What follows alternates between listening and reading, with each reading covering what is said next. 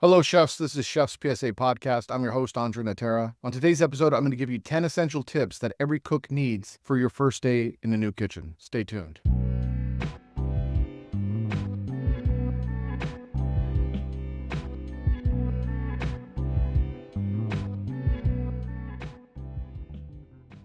Before we get into it, here's a brief update. The audiobook for Bad Cooks Everywhere is out. I love it. The narrator did a great job really bringing the characters in this story to life. So if you like to read with your ears instead of your eyes, the audiobook is available. Go check that out. It's on Audible and Apple Books or Apple Audiobooks, whatever Apple has. Go get it there if you like audiobooks. It's everything that The Bear should have been because it's a little bit more real and, less fluff. For all your Chef's PSA needs, go to chefspsa.com. There you could get everything. You could shop, you could get books, you could get some free ebooks. And if you're looking for exclusive content like unreleased episodes, exclusive podcasts, and early access to upcoming podcasts, become a premium member on my Substack. For only $10 a month, you get a lot. Trust me, it's worth it if you love the show. I've been interviewed on several podcasts that are upcoming, so if you follow me on Instagram, you'll notice there was a couple of clips of me getting my hair cut. Tab cuts hair. I did a really fun interview with him where we get to talk about a lot of different stuff, not just chef things. Was interviewed again on the Proper Thieves podcast, which you may remember I played half of the episode on Chef's PSA, an exclusive sneak peek. It was a really fun episode because I got to talk about non-cooking things. Well, I'm on their show again for part 2, and it was really fun. For those of you that want to enjoy some trash talking, that's a good episode because we talk about a lot of things outside of the kitchen. So it's a really fun podcast that I did with a couple of my friends, show the other side of me that's not chef. And as far as this show goes, we have some great episodes coming up.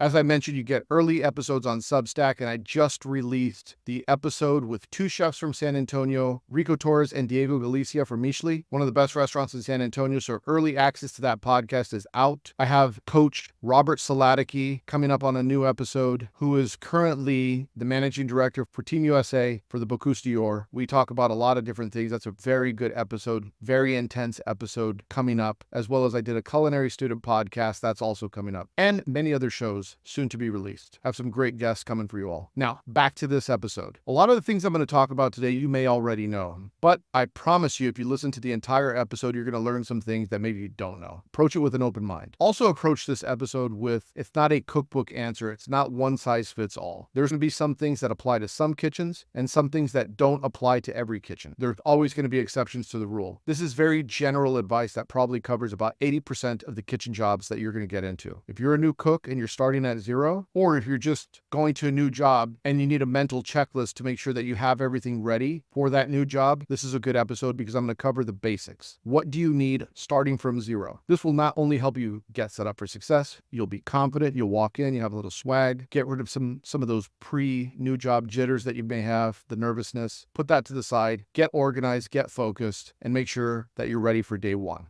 So, first and foremost, let's talk knives. If you're starting a new job, the first thing you want to make sure is that you have proper knives going into a professional kitchen, right? This is pretty obvious for most people, but you'd be surprised that a lot of people don't know that if you're new to the industry, yes, you typically bring your own knives. There are some kitchens that provide house knives and community knives, but that's not every kitchen. And because it's not every kitchen, I would advise you have some knives ready just in case they don't provide knives. And then, like I said, in most cases, they're not providing you knives. What knives do you need? Well, the reality is if you're a new cook, you're probably not going to need 50 different types of knives. The reality is you need a chef's knife, a paring knife or a petty knife, a serrated knife, a steel, and that's probably it. For the majority of the tasks that you're going to encounter in a kitchen, pretty much going to be able to solve most of them with a chef's knife. And what you can't solve with a chef's knife, you'll use a paring knife or a petty knife. And for the rare occasion, for bread and maybe some hard melons or pineapples, certain things, you might need that serrated knife. The steel, you're going to hone your knife occasionally to make sure it maintains its sharpness. And by the way, for those of you that are going to say, oh, you can't sharpen a knife with a steel, you know what I mean. You're going to hone the knife to make sure that the edge is straight so it cuts nice. You know what I mean. Now, a lot of people are going to ask me, well, what kind of knives do I recommend? Well,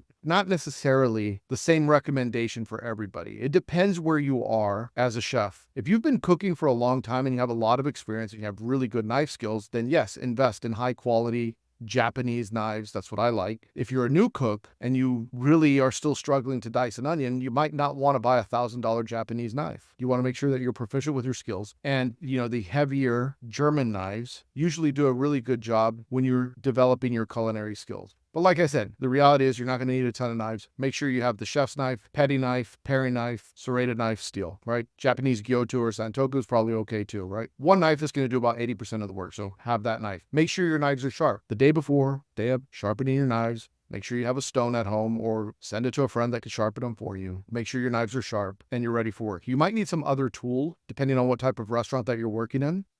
Tweezers, tongs, fish spatula, cake testers, thermometer, things like that. Depending on where you work, you might need specialty equipment. So if you're working in a really high-end restaurant, likely you're going to need tweezers and spoons. If you're working in a bar and grill, you're going to need a spatula and tongs, right? So figure it out. Use some common sense here. By the way, if you're working in a bar and grill, you probably don't need tweezers. Someone was telling me the other day, I thought it was kind of funny, that they needed help in a very busy restaurant, and one of their fine dining friends came over and was trying to help them plate up a banquet for thousands with tweezers. The chef got mad at him and said, put that shit away. We're not tweezing food up here. We need to feed 1,000 people. It's weird when you see chefs that are from very busy restaurants go to fine dining, and sometimes chefs that are from fine dining go to very busy kitchens because the techniques don't always adapt and cross over the way they should. Anyway, number 2, now that you have everything for your knife kit, you're going to need to make sure that you look the part. Maybe they provide uniforms where you're going. Maybe they don't. Let's assume that they don't.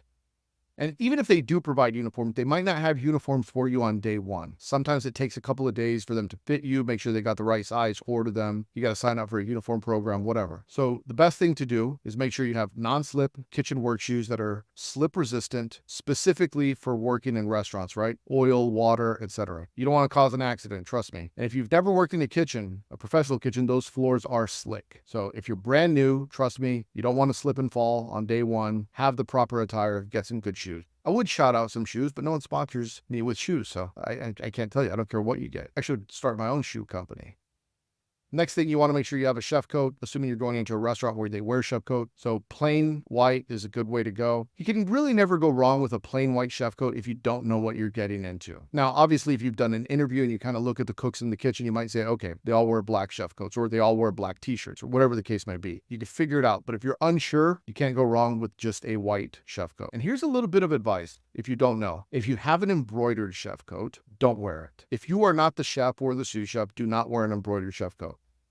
A lot of restaurants and chefs take that as a sign of disrespect. They'll say there's only one chef in the kitchen. You have to earn your embroidery. And if you're not the chef, don't be walking around with Chef Billy on your jacket, right? Ask first. A lot of chefs are okay with it. A lot of them are not. Whether it's right or wrong, I'm not here to argue that point. What I'm here to argue is that you don't know. And until you know, the right thing to do is just the standard default plain white chef coat, right? Start there. As far as t-shirts go, a plain white t-shirt is usually a good way to go. A lot of places don't allow you to wear logos and things like that. So just go with a plain white t-shirt, chef coat, non-slip shoes. If you're not sure what color of pants to wear, black pants is normally best, right? A lot of places will give you pants that they'll say you got to wear checks, but if you're unsure, just show up wearing black pants. Have an apron, make sure it's clean. If you want bonus points, make sure everything's nice, pressed, smelling good, not wrinkled. Your apron's nice and rolled. You're not showing up with a tattered apron, all torn, and holes in your chef coat on day one, right? Make sure you're clean and presentable. Next thing, bring a pen and a notepad. Write shit down, be ready to take notes for recipes, station diagrams, schematic, things like that. Chef tells you what to do, you're writing down instructions. You're taking notes where things are. Pen and notepad goes a long way. The worst pen is better than the best memory.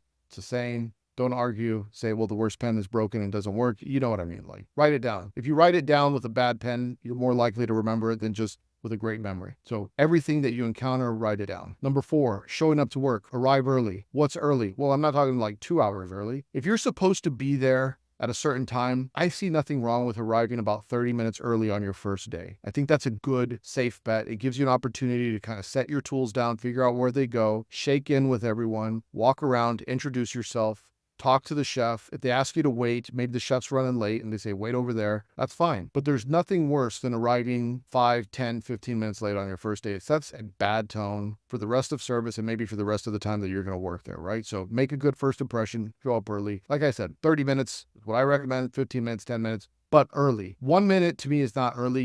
You run the risk of running late. You might not be able to find parking. You might not know your way around the kitchen. So why risk it 30 minutes early? Until you really understand the rhythm there. In some kitchens, on time is late. If you're not 30 minutes early, you're late, right? So a lot of chefs run their kitchen that way. So if you're unsure, 30 minutes is a good place to start. I'm not talking about clocking in and not getting paid. I'm just talking about being prepared for your first day. Next, when you arrive to work, understand the kitchen layout. Go to the walk-in cooler, go to the freezer, go to the dry storage, see where everything is. Maybe make a little diagram on your notepad and say, produce is on the right, seafood's on the left, however the layout is. One trick that I do that helps with my memory when I'm in a new kitchen and I don't know where things are is it's kind of weird, and usually I don't do it when anyone's around, but I'll go around and I'll touch things and I'll say apples and I'll touch the apples. I'll say lemons and touch the lemons. So I remember where everything is. So I do this little exercise and say herbs, top left, lemons, bottom right, and I'll touch everything so I make sure that I'm hitting all the senses of visual, kinesthetic, auditory, right? I'm not eating everything in the cooler, but you get the point. You want to make sure that you understand where everything is, you touch it, you feel it. Take notes, because someone's going to say, hey, go to the cooler and get this. And you don't want to be the person that's wandering around for 5 minutes in the cooler and then coming out, sorry, I can't find it. And then they walk in like 2 minutes and say, oh, this thing that I'm looking for right here, you can't find that. It's frustrating. They obviously know where everything is because they've been there, but you don't know. So like I said, take some time and familiarize yourself with the layout of the kitchen. Number 6, be professional. Like I said earlier, shake in with everyone, introduce yourself, ask, can I work on this station? Don't just set up and start working. I've seen funny situations where someone will set up and it's like a certain chef station and they get into a big argument on day one. It's like, how dare you put your knife roll on my station? I've been here for 20 years, right? Avoid the awkward experience. Just ask, be polite. You're in a new home. You need to understand the rule and the culture of where you're at. Pay attention. There's always a certain rhythm and cadence in every kitchen. Everyone moves a certain way. They operate a certain way. If everyone in the kitchen is talking, it's okay to talk. If everyone in the kitchen is silent, obviously it's not okay to talk. Pick up on the clues. Don't be loud. Don't be obnoxious. Ask questions, but ask questions at the appropriate time. There's a rail of tickets. It's busy. Maybe wait till the rail of tickets gets through before you start asking all these questions. If you are dealing with something that requires immediate assistance, of course, ask the question. But if it could wait, it could wait. Another thing, don't start talking about your last job immediately. No one cares. No one wants to hear it. Don't start making opinions on the food. Don't start telling the chef you have recipes that they'll really enjoy and you want to get your dish on the menu on day one, right? If you have zero experience, the last thing a chef wants to hear from you is your menu ideas when you're in their restaurant. So, like I said, day one, get to know them first, understand your place, understand what the culture is there before you start telling everyone your idea for an enchilada casserole, but with purple tortillas because you saw it in Food and Wine. Like, just pump the brakes. No one likes purple tortilla. Wow. Actually, blue corn tortillas are purple, but you know what I mean. Like, I'm talking about purple tortillas that are made to look like bubblegum.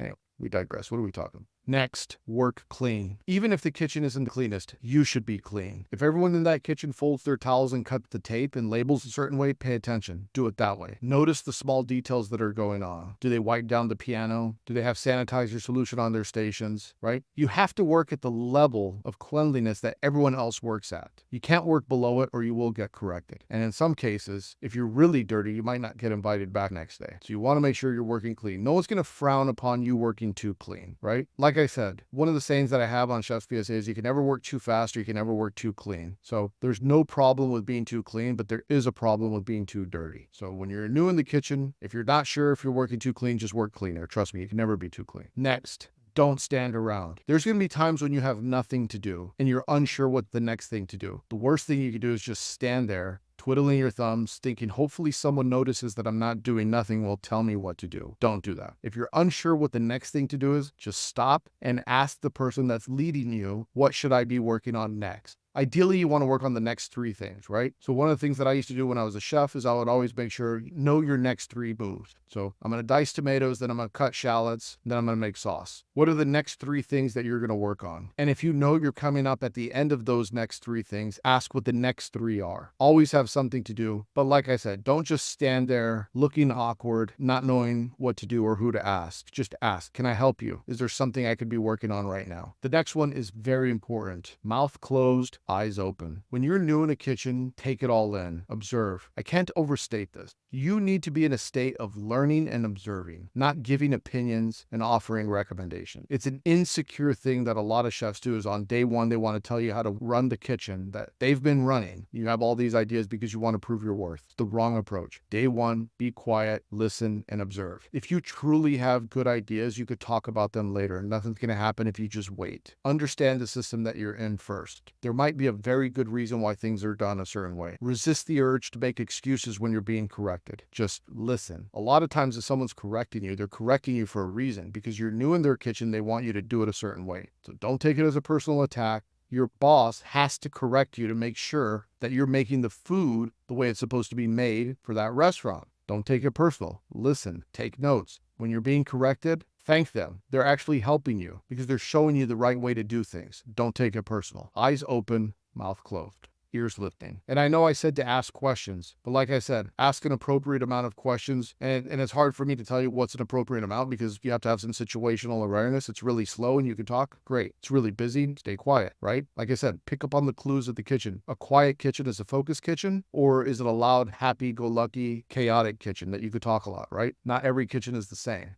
The last thing I'll say, just because you're a new cook and you might not know, a lot of times on day one, the experienced cooks want to take the new cook out and get you drunk. It's not every kitchen, but it happens a lot of times. Then you go out and they get you drunk and they want to see how much you could drink and they want to see what kind of shit you talk and they want to see if you call out the next day. So be smart about it, right? It might be a trap. It might not be a trap, but you don't know. Discretion is the better part of valor. So don't be the person that goes out on the first night with everyone, makes a fool of themselves, says some things that they shouldn't say, talks trash about the chef, talks about their last job a little too much, and then shows up 30 minutes late the next day hungover. Don't be that person, right? You only get one chance to make a first impression. Make it a good one. Be awake and ready. Drink your coffee. Be friendly. And I'm sure there's plenty of other things that could be addressed, but these are 10 tips that I think will make sure that you have a successful first day on the job. Anyway, if you want to support the show, make sure you go to chefspsa.com and you get everything there. Book, merch, sign up for mentorship. If that's something that you're interested in, I do offer a mentorship program.